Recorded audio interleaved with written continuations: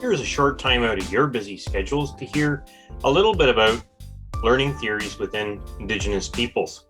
Brought to you today by the Canadian Council on Learning and the Aboriginal Learning Knowledge Centre. This Did You Know? Time is intended to bring awareness to educators about learning with First Nations, Inuit, and Métis.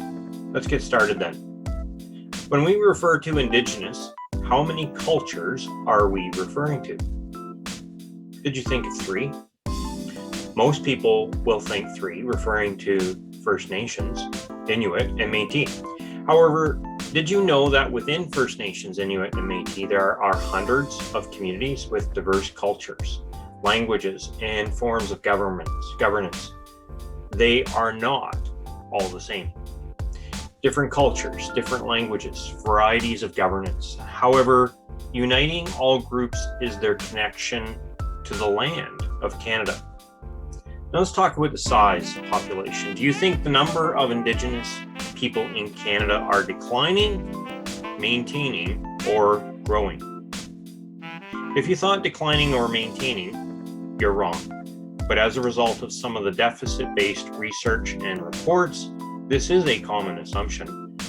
Indigenous Canadians are growing and they are young. As of the 2001 census, close to 1 million in Canada are Aboriginal, with 60% being youth under 29. Inuit are the youngest, with half being 29%. With the decrease in numbers of non-Aboriginal school-aged children in Canada this past decade, Indigenous students, with their increase in numbers, made up for 94%. Over 200,000 Aboriginal youth were expected to enter the labor force this decade. So let's talk about learning theories. Another common characteristic Indigenous Canadians share is a vision of learning as a purposeful, holistic, lifelong process. It's not a mindset of learning, then work. It's not compartmentalized like many Westerners do, where they have time to go to school, time to start their career, and then time to build their family. Intrinsic to Aboriginal learning is the nurturing of relationships among individuals, family, community, nation, and all of creation. And so some of the key attributes of Aboriginal learning are that it's holistic. Learning is a lifelong process. It's experiential in nature. It's rooted in Aboriginal languages and cultures. It's spiritually oriented.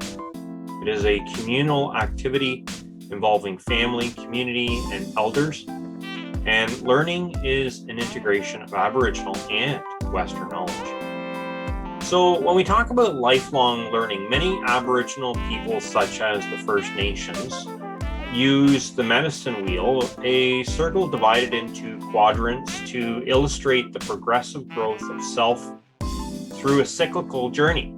And the wheel also conveys the passage of the 4 seasons, the integration of emotional, physical, intellectual, and spiritual aspects of human development, and the interconnectedness of all life.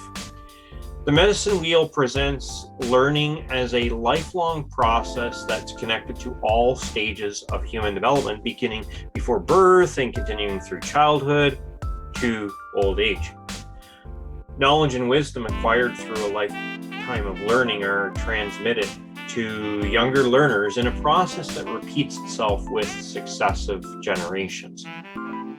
And although current approaches to measuring learning in Canada do not accurately reflect Aboriginal people's articulation of this holistic lifelong learning, today's short Did You Know? Time is intended to help us build our awareness and reflect on these approaches. And so with the recent reminders of the hundreds of unmarked grave sites found, the imposition of the residential school system, the loss of lands, reduced access to resources, and the prohibitions regarding the practice of traditional ceremonies and Aboriginal languages all took their toll on the health and well-being of First Nations, Inuit, and Métis.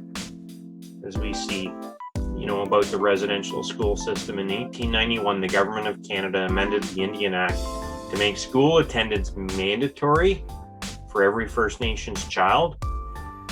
And as a result, this led to the creation of these residential schools. And so as a result, many children were separated from their families, from their communities to attend these schools. And unfortunately, while there, they suffered from sexual, physical, mental abuse.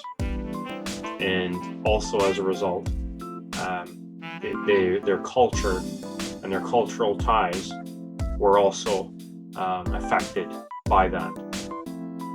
So current approaches do not reflect the holistic nature of First Nations, Inuit, and Métis learning.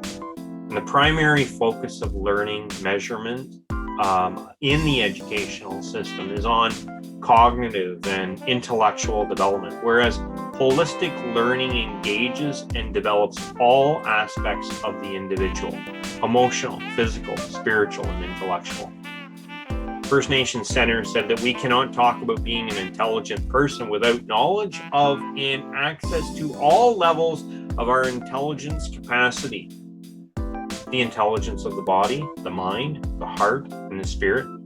So all of those things are part of the holistic part of learning for Indigenous.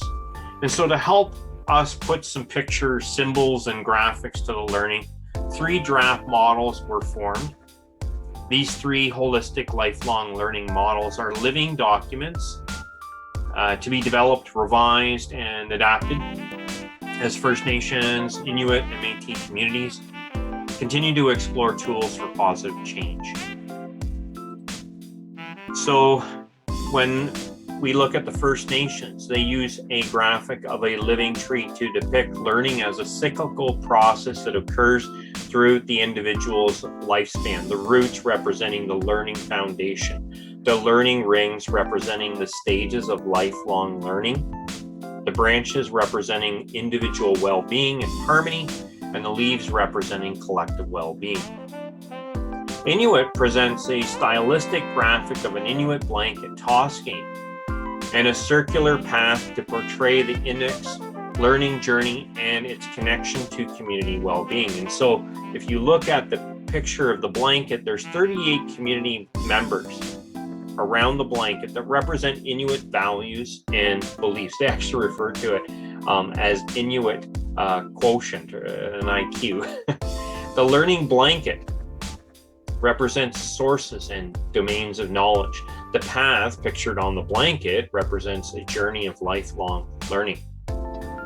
Métis use a stylized graphic of a living tree depicting learning as a holistic, lifelong process, an integral part of a regenerative living system as represented by the life cycle of the tree. And so the roots represent for them community well-being, branches represent sources of knowledge and knowing, the learning rings represent stages of lifelong learning, and the leaves represent domains of knowledge such as languages and history of the land.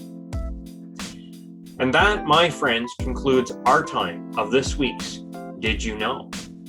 For references on today's episode, visit the Canadian Council of Learning.